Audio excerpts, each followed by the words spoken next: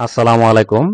আজকে তোমাদের সাথে আলোচনা করব নবম দশম শ্রেণীর তোমাদের সাধারণ গণিতের 180 পেজের উদাহরণ 5-এর যে অঙ্কটি রয়েছে সেই অঙ্কটির সমাধান নিয়ে। এখানে দেখো যে প্রমাণ করো যে tan theta plus cot theta equal sec theta into cosec theta. আজকের এই অঙ্কটি তোমাদের সাথে সহজ নিয়মে সমাধান করব। এখানে দেখো প্রথমে লিখবা যে বাম পক্ষ tan theta plus cot theta. এই অঙ্কগুলোর ক্ষেত্রে অনেকের সমস্যা হয় যে এখানে tan theta plus cot theta রয়েছে, এখানে আমরা কোন সূত্রগুলো ব্যবহার করব। tan এর সূত্র রয়েছে 1/cot, আবার রয়েছে sin/cos। এখন cot এর সূত্র আছে 1/tan, আবার cot এর সূত্র cos/sin। তাহলে কোন সূত্রগুলো এখানে ব্যবহার করা হবে? এখানে দেখবা ডান পক্ষে তোমার কি আছে, ডান পক্ষে আছে sec এবং cosec। যদি sec এবং cosec কার সাথে সম্পর্ক আছে?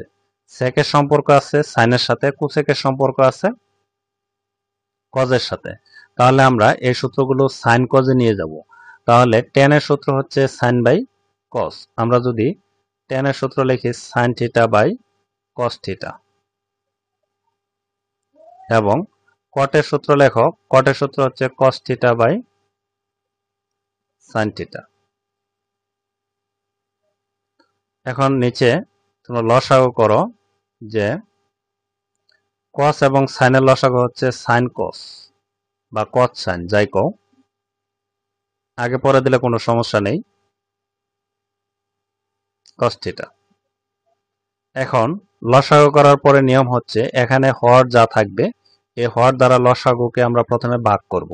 ভাগ করার পর যা থাকবে মানে যা হবে তা দিয়ে উপরের লবের সাথে আমরা গুণ করব।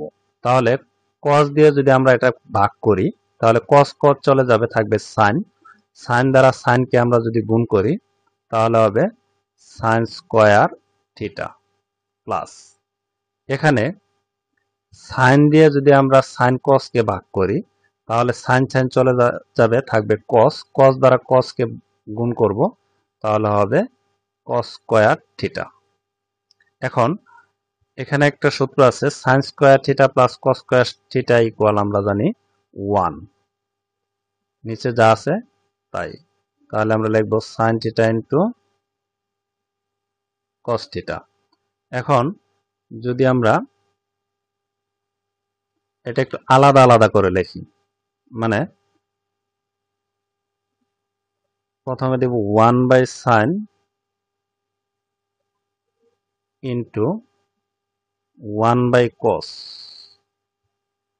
মানে 1 1 গুণ করলে কিন্তু 1ই হবে। এটা আলাদা আলাদা করে ব্যবহার করলাম কারণ সূত্র ব্যবহারের জন্য। 1/sin এর সূত্র কি? sec।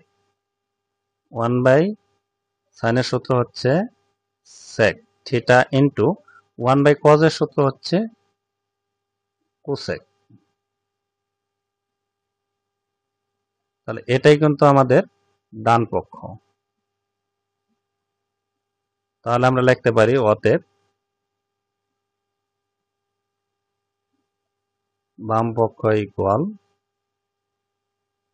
ডান পক্ষ প্রমাণিত।